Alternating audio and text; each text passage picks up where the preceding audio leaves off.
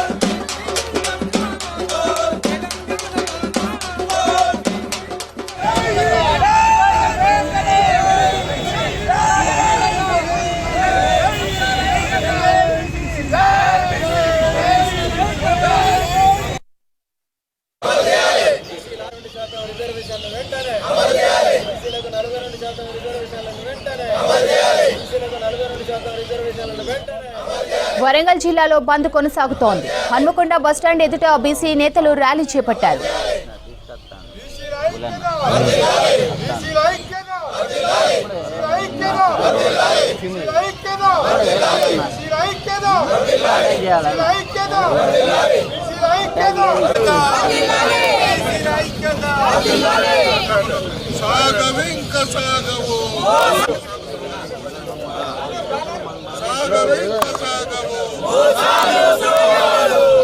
బంద్ పై మరిన్ని డీటెయిల్స్ కృష్ణమోహన్ అందిస్తారు. కృష్ణమోహన్, బంద్ పై అప్డేట్స్ ఏంటి?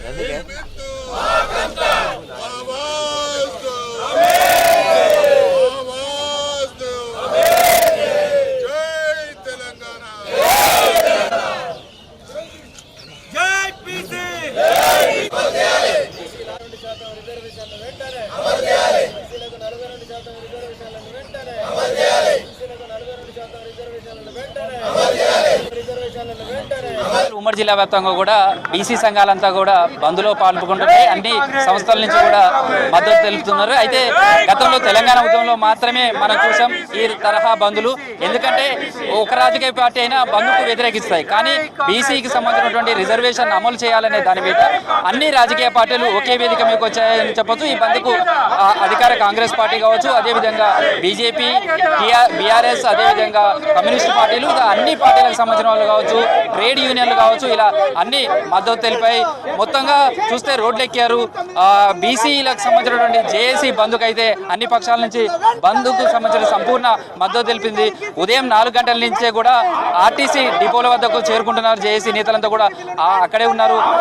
ఇటు ఆర్టీసీ, జేఏసీ సంబంధించినటువంటి వాళ్ళు కూడా ఈ బంద్కు సంపూర్ణ మద్దతు తెలపడంతో ఆర్టీసీ బస్సులన్నీ కూడా డిపోకు పరిమితమయ్యాయి. మనం ప్రస్తుతం హన్మకొండలో ఉన్నటువంటి కాకతీయ యూనివర్సిటీ జంక్షన్లో ఉన్నాం. ఇటు విద్యార్థి సంఘాలకు సంబంధించినటువంటి జేఏసీ నేతలు కావచ్చు, అదేవిధంగా వివిధ రాజకీయ పార్టీల పక్షాలకు సంబంధించినటువంటి నేతలంతా కూడా జేఏసీ ఆధ్వర్యంలో ఇక్కడికి చేరుకున్నాయి. ఇక్కడి నుంచే బైక్ ర్యాలీలు నిర్వహిస్తున్నాయి. తర్వాత ఈ సంపూర్ణమైనటువంటి మద్దతు తెలుపుతో పాటు ఈ బంద్ సక్సెస్ఫుల్ గా నిర్వహిస్తున్నారు. అయితే ఎప్పుడూ లేనట్టుగా తెలంగాణ ఉద్యమం తర్వాత మరొకసారి తెలంగాణ ఉద్యమాన్ని మరిపించే విధంగా, తెలంగాణ ఉద్యమాన్ని చూసే విధంగా కూడా ఈ బంద్కు సంబంధించి కూడా కొనసాగుతుందని చెప్పొచ్చు. ప్రస్తుతం అయితే బంద్కు సంబంధించినటువంటి నేతలు కూడా ఉన్నారు. బంద్ ఎట్లా కొనసాగుతుంది? ఉదయం 4 గంటల నుంచి చూస్తే జేఏసీ నేతలు కావచ్చు, అన్ని పక్షాలు కూడా బస్ డిపోల ముందు ఉన్నాయి, రోడ్ల మీదకి వచ్చేసారు. ఈ బంద్కు సంబంధించినటువంటి ఎలాంటి మెసేజ్ ఇవ్వబోతున్నారు? ఇలా దేశంలో, రాష్ట్రంలో అత్యధిక శాతం ఉన్న బీసీలను కొన్ని పార్టీలు కేవలం ఓట్ బ్యాంక్గా వాడుకుంటారు తప్ప వారి యొక్క అభ్యున్నతి కానీ, వారి యొక్క ఉన్నత దానికి కూడా ఏమాత్రం పట్టించుకొని కొన్ని పార్టీలు ఇవాళ బీసీలు రాజకీయంగా ఆర్థికంగా ముందుకు పోవాల్సిన అవసరం ఉన్నది.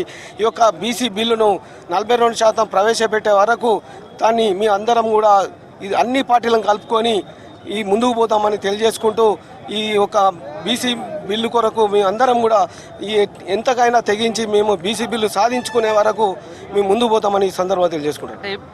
42% రాజకీయంగా స్థానిక సంస్థల్లో ఉండాలనే దాంతో ప్రభుత్వం అసెంబ్లీలో బిల్లు పెట్టింది. దాని ఆమోదం కోసం గవర్నర్ దగ్గర పోయింది. సేమ్ టైంలో అదే రిజర్వేషన్ తోటి అనే దాంతో ప్రభుత్వం ఎన్నికల వరకు కూడా వెళ్ళడానికి ప్రయత్నం చేసింది. ఇది కోర్టు వరకు పోవడం, స్టే రావడం, ఇదంతా ఎట్లా చూడొచ్చు? ఈ బంద్కు సంబంధించినటువంటి ఎట్లాంటి కొనసాగుతుంది? బీసీల ఏదైతే తెలంగాణ రాష్ట్రంలో 57% శాస్త్రీయంగా కులగణన చేసిందో ఆ కులగణనకు అనుగుణంగా ఈరోజు శాసనసభలో ఏకగ్రీవంగా ముక్తఖండంతో అన్ని పార్టీలు ఆమోదించిన తర్వాత ఒక్క రాజకీయ రంగంలోనే కాదు విద్య ఉద్యోగాలలో కూడా 42% బీసీలకు రావాలనే ఉద్దేశంతో చట్టం చేసి కేంద్ర ప్రభుత్వానికి రాష్ట్రపతికి గవర్నర్కు పంపిస్తే 6 నెలలుగా ఈ పంపినటువంటి బిల్లును వాళ్ళు పెండింగ్లో పెట్టి ఒకవైపు ఇక్కడ రాష్ట్రంలో బీజేపీ వాళ్ళు మద్దతు ఇస్తామంటారు, అక్కడికి వెళ్తే మాత్రం బీజేపీ వాళ్ళు దీన్ని మేము ఆమోదించామని చెప్తారు. దానివల్లనే ఈరోజు కోర్టులు జీవో 9ని కొట్టివేయాల్సినటువంటి సందర్భం వచ్చింది. ఒకవేళ కనుక రాష్ట్రపతి గారు దీన్ని ఆమోదించినా లేదా కేంద్ర ప్రభుత్వం 9వ షెడ్యూల్లో చేర్చినా కూడా ఈ పరిస్థితి వచ్చి ఉండేది కాదు. కనుక బీసీలందరం కూడా ఈరోజు తెలంగాణలో గతంలో బీసీల మధ్య ఐక్యత లేదు, రకరకాలుగా ఉంటారు, 100 కులాల మధ్య ఐక్యత లేదు కాబట్టి వాళ్ళని ఏం చేసినా నడుస్తుంది అనుకున్నారు. కానీ ఇప్పుడు చెప్తున్నాం, మీడియా ముఖంగా చెప్తున్నాం, బీసీలందరూ ఒక్కటైతున్నారు, బీసీలందరూ రేపు ఒక ప్రభంజనాన్ని సృష్టించబోతున్నారు. ఈ రాష్ట్రంలో కేంద్ర ప్రభుత్వానికి తాకేలాగా, సెగ తాకేలాగా, రేపు బీజేపీకి బుద్ధి చెప్పేలాగా ఈరోజు బంద్ నిర్వహించబడుతున్నది. ఇది రాష్ట్ర వ్యాప్తంగా బీసీలందరూ తమ తమ సెంటిమెంట్లుగా ఏదైతే తెలంగాణ ఉద్యమాన్ని తెలంగాణను సెంటిమెంట్గా భావించినామో ఈరోజు బీసీ రిజర్వేషన్లు అనేది కూడా అంతే సెంటిమెంట్గా భావించి ప్రతి ఒక్కరం రోడ్డు మీదకి రావాలని చెప్పేసి మేము కోరుకుంటున్నాం. ఇప్పుడు చూస్తే ఈ బిల్లుకు కావచ్చు అన్ని పార్టీలు మద్దతు తెలిపాయి. ఇక్కడ కూడా కేంద్రంలో ఉన్న అధికార పార్టీ కూడా మద్దతు తెలిపింది. ఈ బంద్లో కూడా పాల్గొంటున్నారు. ఎట్లా చూడొచ్చు మరి ఇదంతా? కేంద్రంలో ఉన్న అధికార పార్టీ మద్దతు తెలపలేదు, కేంద్రంలో ఉన్న పార్టీకి సంబంధించిన రాష్ట్ర పార్టీ మద్దతు తెలిపింది. అక్కడనేమో కేంద్ర ప్రభుత్వానికి కనీసం ఒక బహిరంగ ప్రకటన ద్వారా కూడా బీసీలకు మేము మద్దతు ఇచ్చినాము, శాసనసభలో మా మాట మీరు నిలబెట్టండి, మోడీ గారు అమిత్ షా గారు ఈ చట్టాన్ని మీరు ఆమోదించమని రాష్ట్రపతికి చెప్పండి, లేదా రాజ్యాంగంలో పార్లమెంట్ను ఏర్పాటు చేసి 9వ షెడ్యూల్లో చేర్చండి అని బహిరంగ ప్రకటన కూడా చేయలేని అసమర్థులు వాళ్ళు. ఈరోజు మేము బీజేపీ తరఫున మేము మద్దతు ఇస్తున్నాం, మా వల్లనే బీసీలకు న్యాయం జరుగుతుందని రాష్ట్ర అధ్యక్షుడు రామచంద్రరావు గారు అంటున్నారు. ఈ 2 నాలుకల ధోరణి వల్ల ఏం న్యాయం జరుగుతుంది బీసీలకు? బీసీ సమాజం ఆలోచించాలి. సో బంద్కు సంబంధించినటువంటిది అన్ని వర్గాల నుంచి ఎలాంటి మీకు సపోర్ట్ లభిస్తుంది? మిగతా సెక్టార్స్ అందరూ కూడా ఏ విధంగా ఈ బంద్కు సంబంధించి ముందుకు వచ్చారు? ఉదయాన్నే 4 గంటల నుంచి ప్రతిపక్ష పార్టీ కానీ అన్ని బీసీ సంఘాలు కానీ ఏకమై 4 గంటల నుంచి బస్టాండ్ నుంచి స్టార్ట్ చేసి రోడ్ల మీద వరకు అన్ని రాష్ట్రంలో ఉన్న 33 జిల్లాల్లో ఇప్పటివరకు మంచి స్పందన. పౌరులు కూడా బీసీలకు మద్దతు తెలుపుతూ అందరూ కూడా ఏకగ్రీవంగా మనకు బీసీ మద్దతు తెలుపుతూ నడుస్తున్నది. ఆ తర్వాత మరి మా పిసిసి అధ్యక్షుడు ఇచ్చిన పిలుపు మేరకు రేపు ప్రతిపక్షాలన్నీ కలిసి రాష్ట్రపతి నిలయానికి వెళ్ళి వారిని కూడా ఖచ్చితంగా మాకు తెలంగాణ రాష్ట్రంలో బంద్ వేపించడం మరి అందరూ కూడా ఇవ్వాలని చెప్పేసి ఏకగ్రీవంగా వెళ్ళడానికి నిర్ణయించుకున్నాం. సో బంద్కు సంబంధించినటువంటి జేఏసీ నేతలంతా కూడా ఏం చెప్పదలుచుకున్నారు? ఈ బంద్కు సంబంధించి చూస్తే ఉదయం 4 గంటల నుంచి కూడా కంటిన్యూ అవుతున్నది. ఈ బంద్కు సంబంధించిన దాని మీద మీరు ఎట్లాంటి మెసేజ్? జేఏసీ నేతలు అంతా కలిసి మేమంతా ఒక్కటే, బీసీలు అందరం ఒకటే, మేమందరం ఒకే తాటి మీద ఉండి బంద్ని పాటిస్తామని తెలియజేస్తున్నారు. ఎవరికి కూడా ఎటువంటి ఇబ్బంది జరగకుండా అందరం ఒకటే అని తెలియజేస్తున్నారు. సో ప్రస్తుతం అయితే బంద్కు మాత్రం అన్ని పక్షాల నుంచి మద్దతు తెలిపింది. అన్ని పక్షాలు కూడా ఈ బంద్లో పాల్గొంటున్నాయి. ఉదయం నుంచి కూడా ఈ బంద్ కంటిన్యూ అవుతుంది. అయితే ఇటు స్కూల్స్కు సంబంధించినటువంటి ప్రైవేట్ స్కూల్స్ యాజమాన్యాలు కూడా ఈ బంద్కు సంపూర్ణమైనటువంటి మద్దతు ప్రకటించడం, ఈరోజు హాలిడే కూడా ప్రకటించారు. సేమ్ టైంలో వ్యాపార వాణిజ్య సంస్థలకు సంబంధించినటువంటి వాళ్ళు కావచ్చు, అదేవిధంగా కార్మిక సంఘాలు కావచ్చు, ఇటు రాజకీయ పార్టీలకు సంబంధించి కాంగ్రెస్ కావచ్చు, ఇటు బీఆర్ఎస్, బీజేపీ, ఇతర పార్టీలన్నీ కూడా మద్దతు తెలిపాయి. దీంతో బంద్ సంపూర్ణంగా కొనసాగుతుంది, చాలా ప్రశాంతంగా కొనసాగుతుంది. జేఏసీకి సంబంధించినటువంటి నేతలంతా కూడా ఈరోజు సాయంత్రం 5 గంటల వరకు కూడా తమ బంద్ను కంటిన్యూ చేస్తాం. జేఏసీ ఏదైతే రాష్ట్ర జేఏసీ ఇచ్చే పిలుపు మేరకు నెక్స్ట్ కార్యాచరణ ఏ విధంగా ఉంటుందో ఖచ్చితంగా 42% రిజర్వేషన్ సాధించుకునేంత వరకు కూడా ఈ పోరాటం కొనసాగిస్తాం.